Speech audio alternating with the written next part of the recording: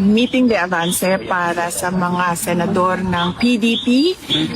Unang-una na si Senator Bongo, si Senator Bato de la Rosa, si Senator J.B. Hinlo, si Senator Raul Lambino, si Senator Jimmy Bondoc, si Senator Philip Salvador.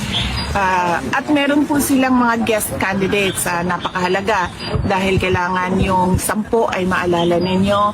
Si Senator Vic Rodriguez, si Senator Rodante Marcoleta, si Senator Richard Mata, and of course si Senator Pastor Apollo Kibuloy. Isipin po natin na marami silang magagawa para sa ating bayan. Unang-una na lang ay baguhin ang muka ng governance and government sa ating bayan. Maraming salamat sa inyo dahil sinuportahan ninyo ang panawagan ng PDP na itong 10 ang iboto para sa Senado ngayong darating na halalan sa buwan ng Mayo.